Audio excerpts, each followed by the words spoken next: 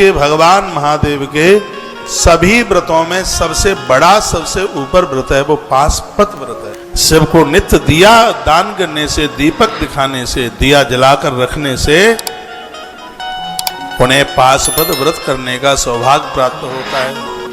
उनके घर के कभी ताले नहीं टूटेंगे, उनके घर में कभी लक्ष्मी में कमी नहीं आएगी, वो व्यक्ति कभी श्रीहीन नहीं होगा।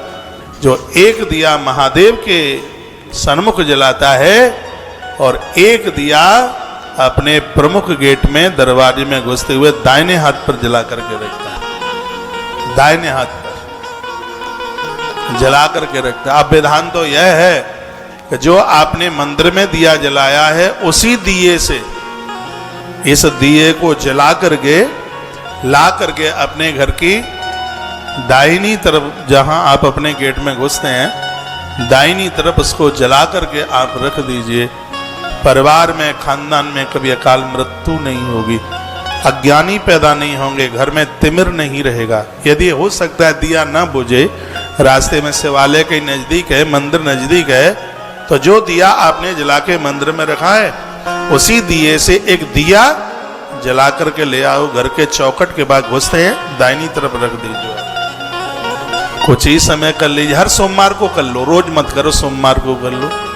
यह दिया संध्या के समय जलाइए, शाम के समय जला करके आप रखिए। कुछ ही समय में आप परिवर्तन देखेंगे, आप आनंद दे, आप कहेंगे इतना सब कुछ आनंद घर में एक साथ हो कैसे गया।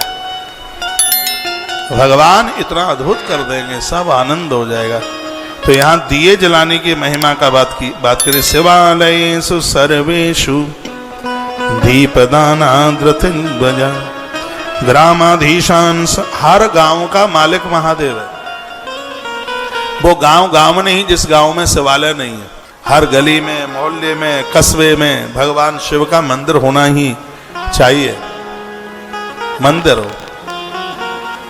ग्रामाधीशान, गांव के प्रमुख देवता हैं भगवान महादेव। ग्रामाधीशान समाहूय सर्वान् स विषय स्थिता इत्थमा ज्ञापयामास दीपादया शिवालय। इस गांव के लोग औरतों को जानते नहीं थे, लेकिन कुमार दम ने इतना प्रचार किया कि छोटे बच्चे से लेकर के बूढ़े तक सब लोग एक दिया मंदिर में जलाते हैं और वहां से एक दिया जला करके लाते हैं और अपने घर की चौखट पर ला करके रख देते हैं।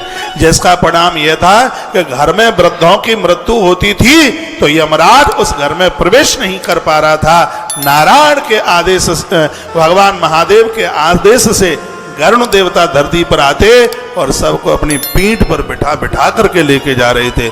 मैं फिर निवेदन करूंगा, मंदिर में महादेव के चरणों में आपने दिया जलाया, उस दिए से दिया जलाकर घर की चौखट पर रखा है। यमराज की ताकत नहीं है कि किसी के घर में प्रवेश करके बता दे। जिनके घर में बुजुर्ग हैं, वृद्ध हैं, 4-6 महीने के मेहमान हैं और बीमार हैं, पता नहीं कब दुनिया छोड़ करके चले जाए, हर सोमवार के दिन शिवालय में एक दिया जलाकर और उसी से एक दीपक जलाकर अपने घर की चौखट पर ला करके रखिएगा। इन सब चीजों से तो घर में पितृदोष नहीं रहता, वास्तु दोष नहीं रहता। आप जन्म पत्नियां ले करके भाग रहे हैं, इतने परेशान हो रहे हैं, कहीं ही जाने की जरूरत नहीं है, सगरा समाधान घर बैठे मिलेगा। धार्मिक बनिए, पारमार्थिक बनिए। जिनके घरों में वृद्धों को आदर मान सम्मान होता है, वैसे भी उनके घर में पितृदोष तो रहता ही नहीं। शिव की पूजा करने से वास्तु दोष समाप्त हो जाता है। इतने अच्छे भवनों को लोग तोड़ने में लगे। भैया क्या कर रहे हो? का रसोई तोड़ रहे हैं। का क्यों तोड़ रहे हो? का रसोई ठीक जगह पर नहीं बनी है। मैं कहूँगा कुछ भी मत तोड़ो, सब जोड़ने की जरूरत है, जो जहां बन गया है। अब भैया यह बताइए कि शरीर में कोई रोग हो जाता है तो उसको काट कर फेंकने की जरूरत है, उसका ट्रीटमेंट करने की जरूरत है। ऐसा तो नहीं होता कि माथे में दर्द हो रहा है तो इतना सा छुरी लो और माथा काट करके फेंक दो, ऐसा तो होता नहीं है। तो उसकी दवाई है। और इतने अच्छे आपने मकान बनाए, सब कुछ, ये सब तोड़ने में लगे हुए। मैंने मत्स्य पुराण पढ़ा है, गौरव के साथ कह रहा हूं, और मत्स्य पुराण में कुछ भी तोड़ने की बात कही नहीं है। मत्स्य पुराण में लिखा है कि तुलसी और शिव की पूजा